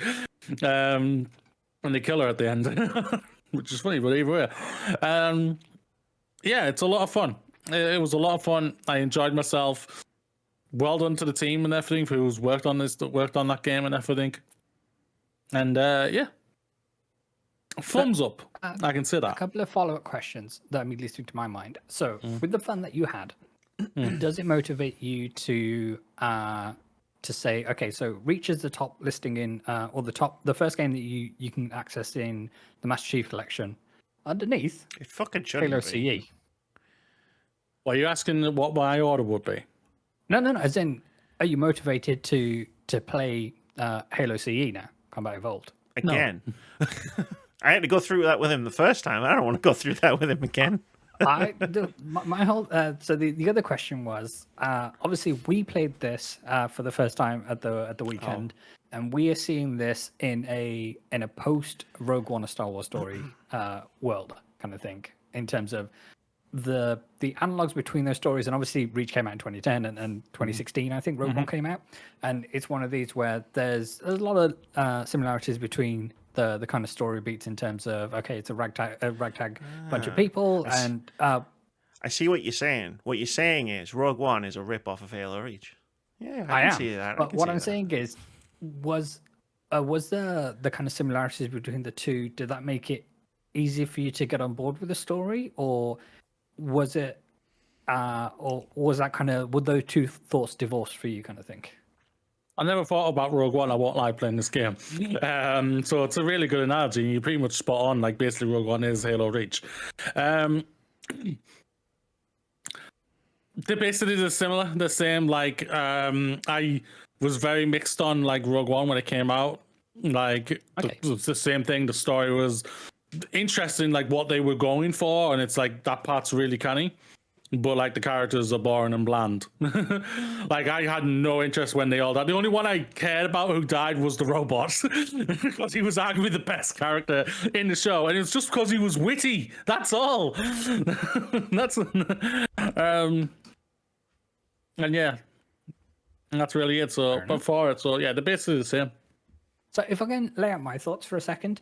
There's I really enjoyed not only the experience, obviously hanging out with you two and playing through this game. I enjoyed the game for the most part. I am still hazy on a few of the story beats in terms of. Sorry. Why not? Let's see if we can iron out the story beats. I mean, I'm here. You are there. If you are hazy about stuff, hey, let's see what we can do. So let me get it all wrong so that people can shout about them in the comments. There you go. Right. So we are noble team, noble sex, noble team, yes. And right, we are all Spartans, right? Sure are. Was it ever established that we're the last of the Spartans? No. So it's more a case of there were many Spartans on Reach, right. All of them, in fact, because Reach was the final human colony that hadn't been destroyed by the Covenant. Apart from Earth. Don't know what Spartans are genetically altered. Oh God, humans? Yeah, sure. Let's go with that. Super soldiers. My whole thing was because the whole thing about Halo CE and whatnot is like, right, Master Chief, and he's the last Spartan, and he's 7 feet tall, and he's so much taller and faster and braver than the other peoples. And was that through? Did they just juice him up with more roids, or is that like a trait of Spartans? 2010. Video games in 2010 were not ready to tell that part of the Halo story that existed in the novels. Several war crimes happened, like, so Dr. Halsey, the lady who you find in Halo Reach, she's in prison for a reason. In jail. Yeah. Right. She's in prison for a reason. So the Spartan 2 program, because this was the second time they did this, what they did was.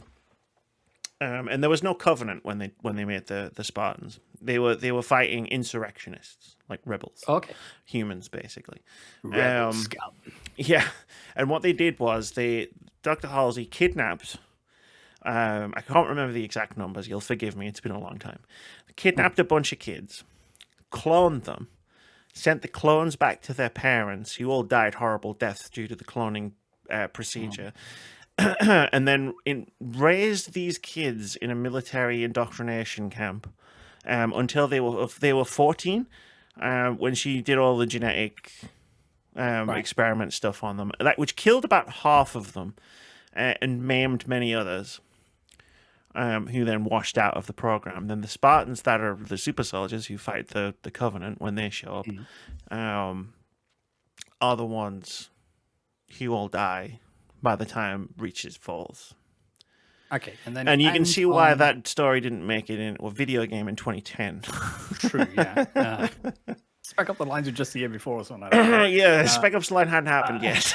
That'd be right. Yeah. So, and then because obviously it ends on the final like two shots, and the final shot of Halo Reach is the opening shot of Halo Combat Evolved. Yeah, pretty much. And so I was just a bit fuzzy in terms of okay, whether the last of these people, and obviously they went out in a blaze of glory and all the rest of it, but then Master Chief is the last Spartan, or was he one of these stolen kids, or is he outside of that? Right.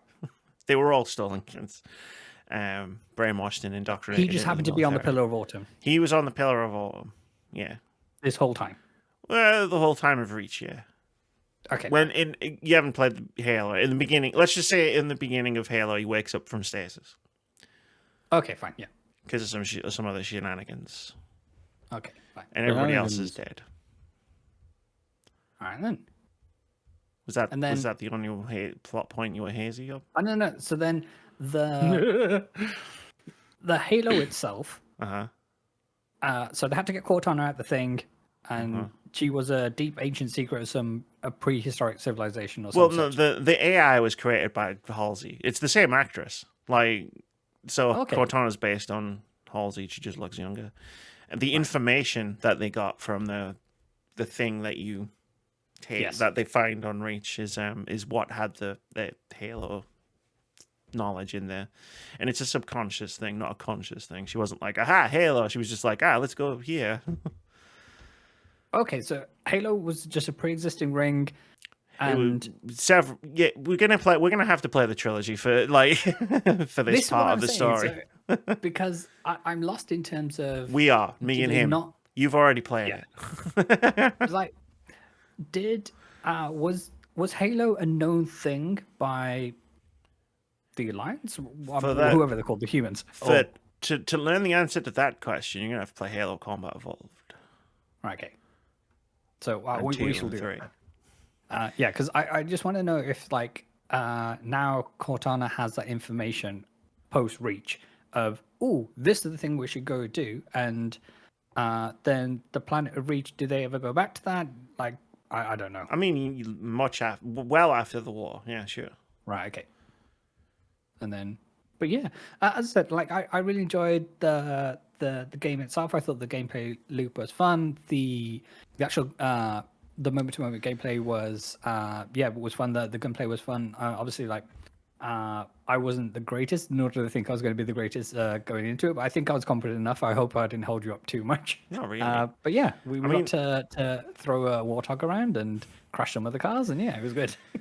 I mean, I went into the game fully prepared, just be like, you know what, I played Halo for so long.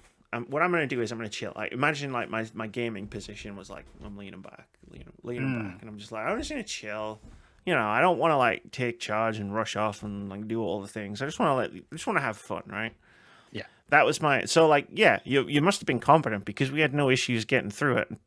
I don't think there's any point where all three of us died and we failed a mission. No, I think there was one. I think we had one total wipe. But the checkpoints in Halo are always really good. Yeah. To go back to, I think there was one. I think we only had to trigger one checkpoint. I think it had something to do with one of us blowing the other two up. But no, really. Yeah, I wonder who that could have been and what could happen there. Yeah. And then there was we could finish this in one stream because we're nearly finished. And I don't know who said.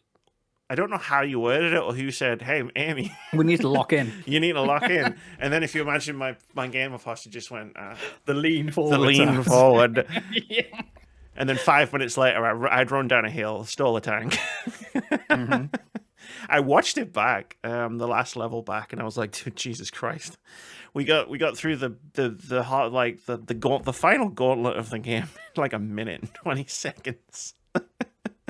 And from Moody's perspective, we just keep seeing me just fucking all over the place, and he's just like, I'm getting the fuck out of the way. Psycho mode, I believe someone coined the term. Yeah, which was a lot of fun. That was really funny. But yeah, no, I'm not that good at the game. I know we came up with the idea of why don't we just get everybody in the Words About Games community to see how many it takes to kill Amy, and it's not that many. I'm not that good at Halo. No, we'll give you a gravity hammer. Things happen. Well, if that's your one takeaway from that, then fair enough. Yeah. Get this woman a hammer. Yeah. I can do shit with that hammer. I can also do shit with over. The war's over. Yeah, I probably could have saved Reach single-handedly. But Exactly. But I motivated myself to go and play through Halo Combat Evolved. I'm happy Halo enough 2 to do that with you. Like, I don't mind. We still have the game installed until we've finished the special effect fundraiser. Yeah, and so we can do streams outside of that as well. Just on like random Saturdays, we can. I don't know, like, jump whether in you and want to play stream through it or if you just want to play it. Like, either way, I'm fine. Mm-hmm. If you just want to like chill on like whenever we're free. Maybe if we stream it, then Moody can watch along. Moody's not going to watch along. He's been through that once already. I don't think you remember anything. I don't think you would. Probably not. I don't think you understand Is he how not that much traumatic? Moody disliked Halo 1 to 3. Like, you really didn't like those games. And the fact that he had to play it because it was for charity, and he had to do them all, like pretty much back to back, was probably a mistake.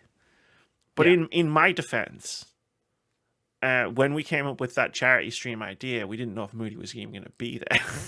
Right. Okay. And when we were going to, when we were going to be doing it in person, we weren't all going to be playing all of the games because it was all supposed to be one big marathon stream. So we would have been like cycling in and out. But it all changed, and not to Moody's benefit. But yeah, at the very least, people enjoyed the intro, even though Moody cut it off first time round. Yeah, the intro, the Halo song intro. Yeah, that was funny. Yeah. We rolled it back and get it going. Did it again. You got to see it did. twice, sort of. But yeah, no, like it was a great intro. 1 3/4 and 1 full time. But no, I had a lot of fun. Obviously, like I've played Halo to death, like in the past. It's been a while since I've played a Halo. It's probably since Halo Infinite, whenever that came out. Like was the last time I played a Halo game. So it was like riding a bike. It was like, but like with keyboard, where I was like, I've never done this before. What are the buttons again? And I did get the grenade and melee key mixed up a few times. Which is fine. The only person that blew up was myself. But it was fun playing it with you guys, like just chilling. Yeah. It was nice. It was fun. It made me want to play more Halos. Well, we can do that. We can fix that. Well, the thing is, right, because like the next game that Moody hasn't played would be Halo 5. And there's if we ever decide to do that as a charity milestone, fundraising milestone, there's an interesting twist on that one, which is Amy doesn't like that game or want to play it again either. It's how many people can be miserable with Halo. That's the it's like not only is it Moody suffering because he's got to play another Halo game, but Amy don't want to play Halo 5 neither. Is that the first one that 343 Industries picked Second one. Halo 4 was the first one that 343 Industries did. And that one was really good. A lot of people talk shit about that game, but I really enjoy that game, and I like the story, and I like the directions it takes. And then they made Halo 5, and they made some choices. The gameplay is fine. Like, and the multiplayer is really good. There was a multiplayer mode called Warzone, I think it was called. Which was actually really, really good. I played a lot of that. But like in the single player aspect of it, like what they did was they were like, right from the moment the game starts, they're like, so you've read the books, right? And most players are like, no, I haven't read the books. What? Why? Books? Why? And then it'd be like, who are these people? What the fuck? Right, Why are these people here? Like, what the fuck is going on? And like, the game never explains itself. And also, it makes the same mistake Halo 2 does, which is like, wait, you mean I'm not playing as the Master Chief for most of this game? Is the other guy's story at least interesting? No. Oh no. Oh dear. We're going to market this game so that the story is about one thing, but actually, that's not what the game's about at all. And the marketing story was better than the story we got. I remember that E3 trailer where Cheek was on a desert and then a RPG or something came on, and then he deployed like this hexagon shield, like dome thing that came around. That was a Halo 3 trailer. That was sick. No, that was Halo 4. Yeah, that was Halo 4 trailer. That was a sick trailer. But then Halo 5 ended really well. Like, it had a very strong ending where you're like, damn, the stakes are through the roof. mostly gotten rid of this other guy now, and we're just gonna play as Master Chief in the next game, hopefully. And like I'm really excited to see what Halo 6 has to offer. And then 343 went, right, so Halo Infinite is basically gonna be Halo 7. And we're not gonna make Halo 6. Right? Did they release like an anthology comic that told you events of Halo 6 or anything? No. Like the setup for the end of Halo 5 into the next game was pretty great, and I was really excited. And then Halo Infinite was like not that. And I mean, I really enjoyed Halo Infinite, but like, man, do I wish we had the story that followed on from Halo 5. Because people didn't like Halo 5. It's just like, guys, you set it up to knock it out of the fucking park, and you chose not to. And now look at the mess you're in. But yeah, no, Halo Reach, yeah, it was a good time. I had a really fun time with both of you. Hell yeah! It turns out playing games with your friends is fun. This is it. And friends, if you want to see more of us lot, but this time with even more bickering, we are doing our favorite video games ranked on the 14th of September at 7 p.m. BST. That is 11 a.m. Eastern and 11 p.m. Eastern and no, hang on, I've got that wrong. 7 p.m. BST or whatever Google says is the time in your time zone. There's an infographic on our socials. 7 p.m. BST. Yes. If you don't know what that is in your own time zone, Google exists. Please Google it. Don't take our word for it. We don't know what the fuck we're talking about. Time zones are stupid. And you know what's even stupid at daylight savings? Like, that shit's stupid. But yeah, no. It's nighttime already. You can tell. Dear listener. I was going to say, it's out your window. So yeah, Moody. Like, how long do we have to wait before we put another Halo game on the fundraiser? How many fundraisers do we have to wait before we can get away with putting another one on there? I will make another intro where I sing, if that helps, or detracts. And you'll be playing it with us. And the good thing about these games, the good thing about Halo 5 is it's shorter.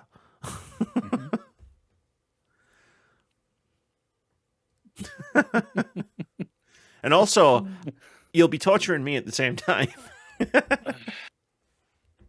There's a lot of incentives. I'll think about it. It has a sprint button. Charity. So did this one. Moody was really obsessed with that sprint button. You have no idea. If you haven't seen the stream, then the VOD will be available. It's coming. On YouTube. Yeah, it's a 5-hour VOD. It's not as small as the other ones. It's going to take some time to get that one downloaded and uploaded. No, that's all good. But yeah, youtube.com/wordsbackgamesuk is the channel you should subscribe to, and it will be appearing there. No, I had a lot of fun. I'm glad we did it. Yeah. Yeah. Yeah. I can't wait to see what we come up with next. For the charity. For the charity. I explained it to Russ because I saw Russell and Keith today, and I explained it to Russ. I was like, "Oh, we played Halo." I'm like, we made Moody play Halo.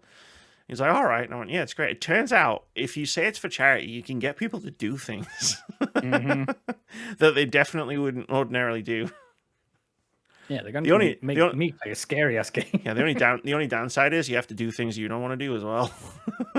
Yeah. Like rank games. Talk about video game opinions on Twitch. That are definitely not controversial, and people aren't going to get mad at you. But anyway, that was Halo Reach. That was Halo Reach. Which means it's time for OpenCritic Head-To-Head. Apparently so. Apparently so. This is the game we play every week, where we try to guess the OpenCritic average of upcoming games. Whoever guesses closest to the score gets a point. If you manage to guess the score correctly, you get 2 points. We had a bonanza of games come out, or game reviews come out this week. Thank you. So, yeah, let's get going. The first game that we tried to guess the OpenCritic average of, The Casting of Frank Stone. This is the Supermassive game, which is basically Until Dawn, but set in Dead by Daylight. I guessed that we get a 76. Mooney guessed that we get a 79. Vitz, you guessed that we get a 75. At the time of recording, The Casting of Frank Stone has an OpenCritic average of 68, which means Vitz gets a point. Yay! Yay? With a question mark. Like, yay, the game didn't do very well on OpenCritic, which is a shame. We also try to guess the OpenCritic average of Star Trucker. It has enough reviews for an average. I don't know what the fuck OpenCritic's playing at. Sort your shit out, OpenCritic. We also tried... This is the big one. In fact, no, we're going to save this one to last. We're going to skip ahead. We also try to guess the OpenCritic average of Warhammer 40,000 Space Marine 2. I guessed it would get an 81. Moody, you guessed it would get an 86. Vitz, you guessed it would get an 84. At the time of recording, Warhammer 40,000 Space Marine 2 has an OpenCritic average of 83, which means Vitz gets a second point. Yay! I'm quite glad. Like, the first game was pretty average. Yeah, no, 100%.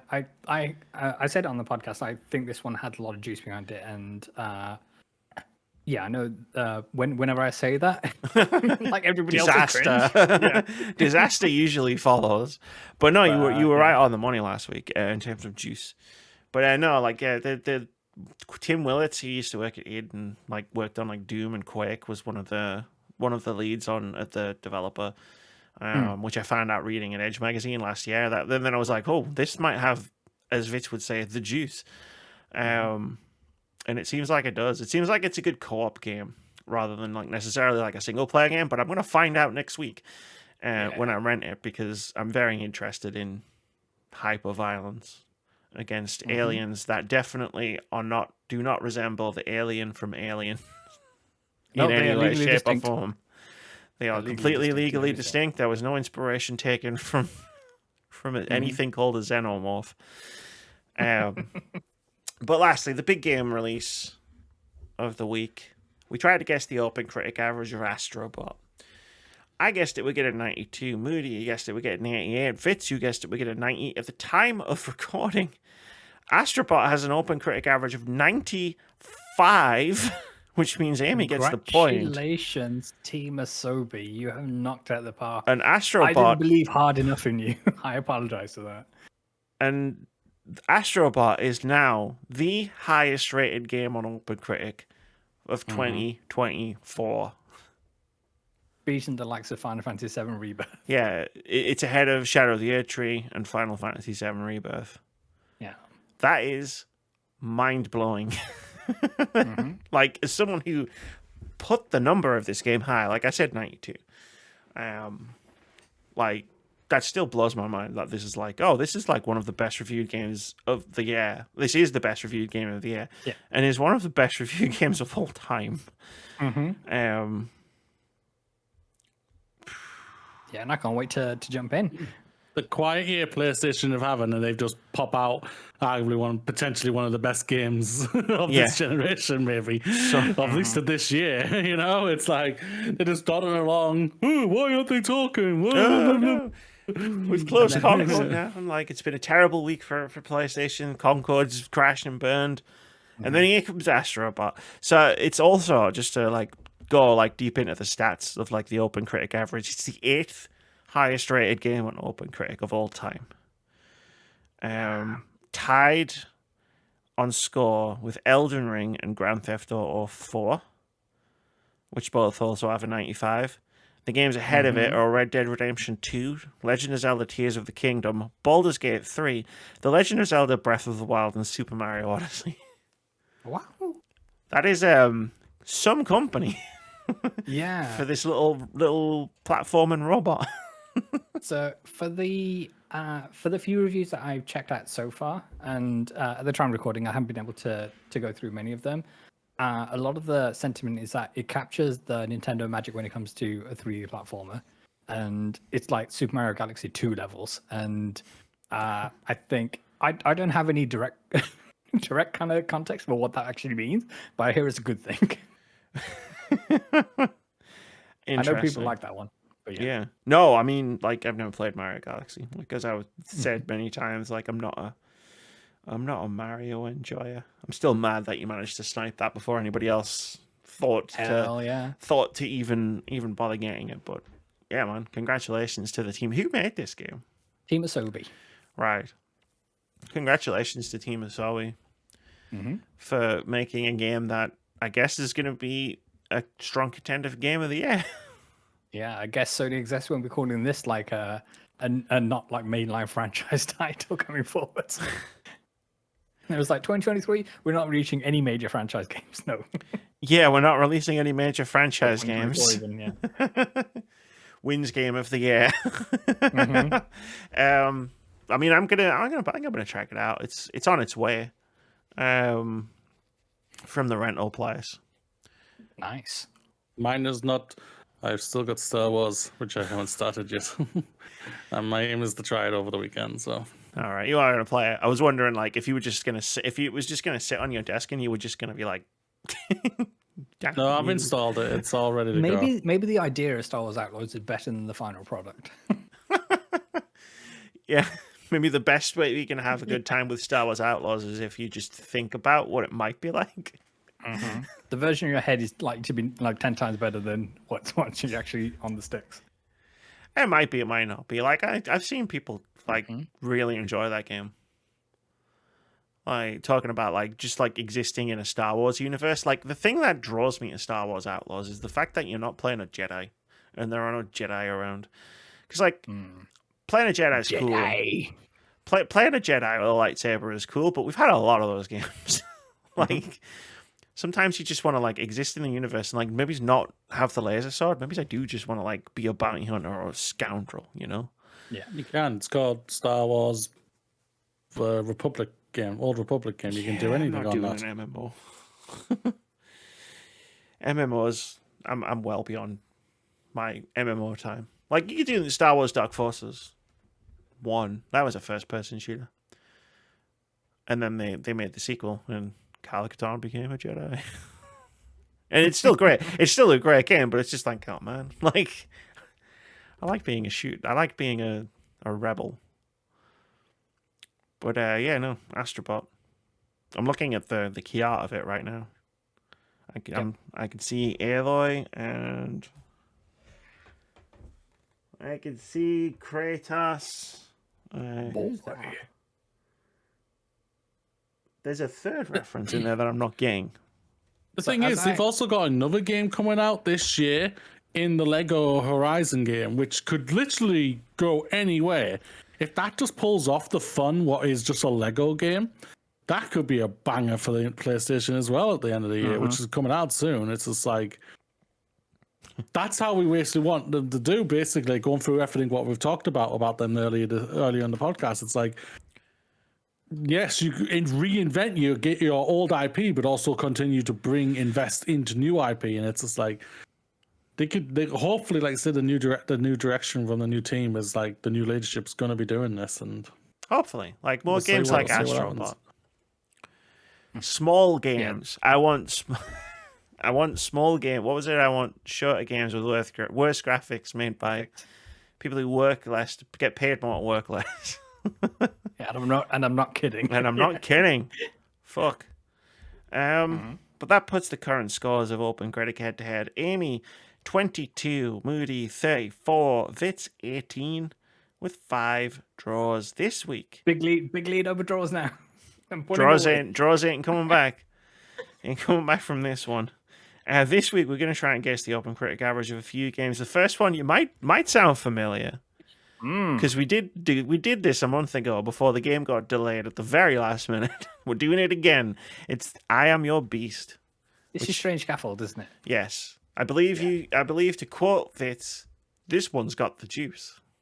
It does have the juice. I'm going to go with an 85, please. It does have the juice. Like, I loved my demo of this game when I played the demo. Like, it gave me Neon White vibes, and Moody knows how much I adored Neon White.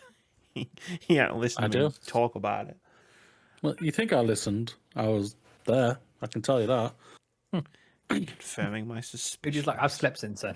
I've played Halo since then. I'm not saying he remembers anything I said now, years later. True, I'm saying at the time he had to listen to me.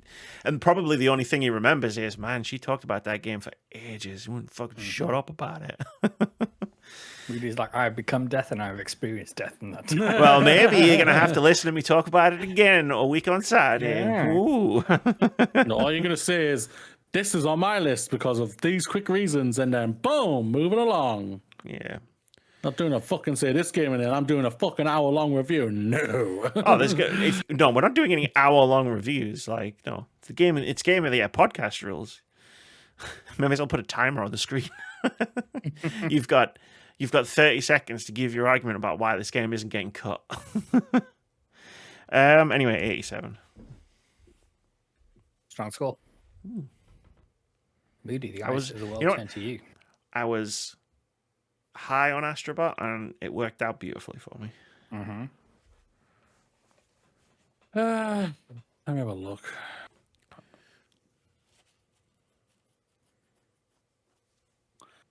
I honestly don't know with this game. I get where you're coming from. Like going off what you both are saying, it sounds like it could be something that's really good for people and everything. Like Sullivan Nelson rarely misses. It's true. But critics are critics. They don't always get That's it. the thing about it, yeah. You know what, actually, In fact, they that's how it frequently looks, don't is- get it. Yeah, that's right. You know who you are. Hey, you've been muted and or blocked already. very Oh yeah, you've probably all been positive. blocked at this point. Never mind. If you Very can see this, positive. if you can see this podcast, it's probably not you. Yeah. But if it is you, let me know so I can block you. Yeah, but if it is you, leave a comment down below so I can block you as well. I do not know. See how we padded for time so you can come up with a number? It's the Words About Games litmus test. What do you think of Fallout 3? Let me know in the comments down below. 84. 84. 84. I know, I heard you the first 5 times. Next up, we're going to guess the OpenCritic average of Death Sprint 66. A running game. It is a running game. Sure is. Deadly one. Ooh, the Some art might looks say. amazing. I really like that. Sure does. Sumo Digital. It's basically a racing game, but you run instead of drive. These are the Yeah. vibes it's the vibes that I'm getting from it. Anyway,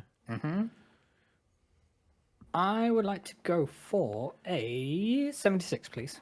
what if Mario Kart was a cyberpunk game where you were a robot? 76. You can play as Metal Mario. Yeah, but it's not cyberpunk. I know, the man's made out of metal. How more cyberpunk do you want to get? You're gonna try and argue that the Mario world, is a cyberpunk dystopia. There are some levels which are cyberpunky. You know what, Fitz? I want to see that video essay.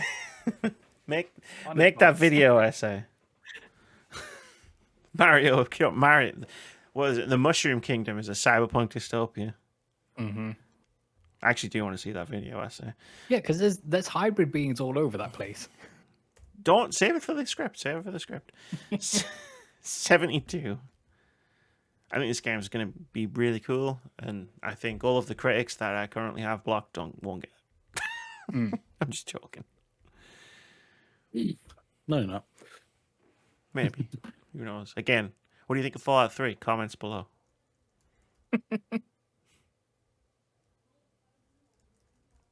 Uh, 79. 79. And lastly, we're going to try and guess the OpenCritic average of Funko Fusion.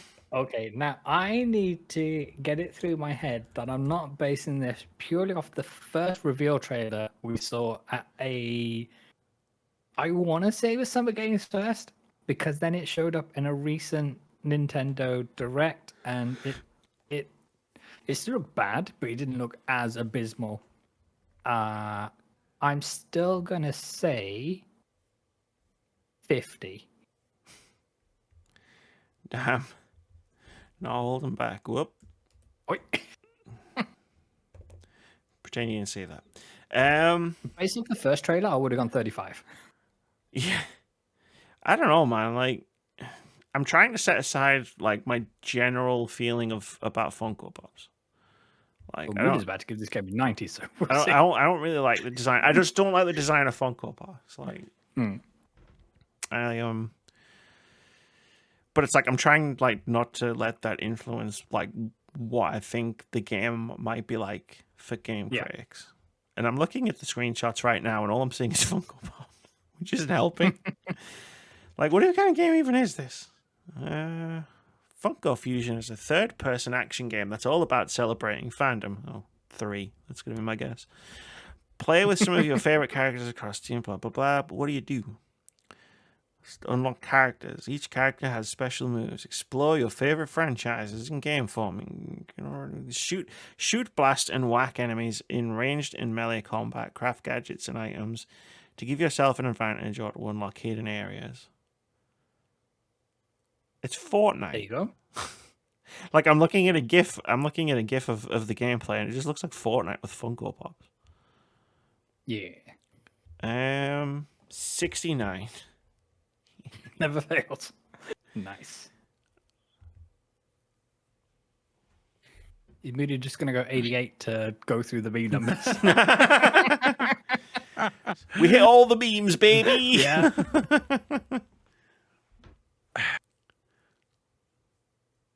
No, he does love a Funko. Does love Funko. Yeah, I completely forgot this game was coming, so. Are you going to play it? Fuck no. It literally does just. It literally does just look like Fortnite, like the gameplay, like the camera, the shooting, the movement. What is the game? That's where the money For me, is. I'm thinking See, like that was my question. I was just like, I'm scrolling through the Steam page, and I'm like, what the fuck even is this? They've done a Concord. They haven't explained the hook. Like, what is this game? Gameplay. Is there gameplay out there? There is. There was in the there trailer is. that they It's showed. Lego. It's a Lego game. That's what it is. It looks exactly like a Lego game. Yeah, that's what I was like thinking, and then like I saw this some of the third person combat, and I was like, it super reminds me of Fortnite. That's what they're going for. Lego Fortnite. But we have Lego Fortnite at home. It's called Lego Yeah. Fortnite. Exactly. People really I know dig that. Well played, safe 70.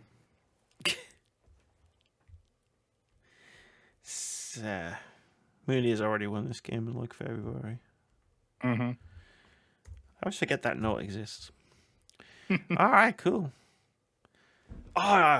Someone should have guessed 66 for Death Prince 66. Ah. It would have confused me.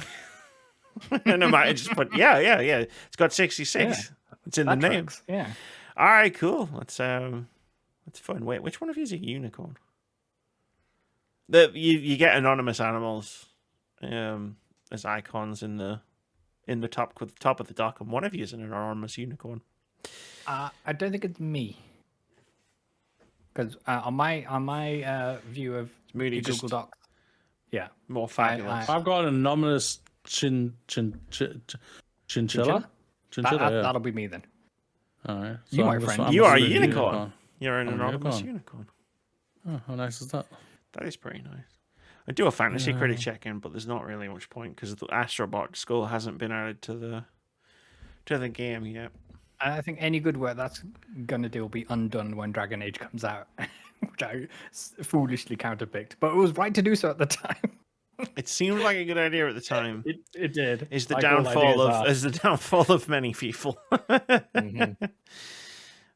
But yeah, no, nothing's really changed. Mm-hmm. The projected scores between me and Moody at the top are a point, which this is what happened last year. So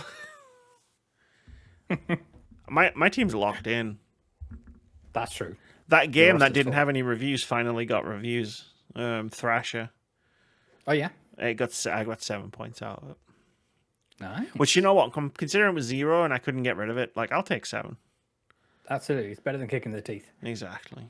But yeah, that's probably going to do it for this episode of the Words About Games podcast. Moody, you know what that means. Yep. Hey, what up, everybody? Today, be proud of yourself. Why, you may ask? Because we are all proud of you. You know what you did today? You bloody made it. Another day is behind you. Another week has passed. You want to know what else you are? You are special and you deserve the absolute best. You are truly good enough because you're doing great. We are all behind you, one step at a time, one day at a time, one dream at a time. Now stand up and jump up as high as you can and high five that sky because you made it. You are enough. Live long and prosper. Peace out, everyone. I don't know if it's appropriate to like say this after the podcast, after like you've done your bit, but like when you paused after you said, you know what you are, my mind just went to, I wonder if he, like, imagine if he just like flips the script one way. You know what you are? You're a piece of shit. I fucking hate you. Yeah, that's right. I'm total all my haters out there, and I'm just like, Exactly. I'm coming for you. I'm coming for you, you fucking Halo fans. Fuck you all. Exactly. Master Chief, get the fuck out of here. Anyway, see you later, everybody. Peace. Peace.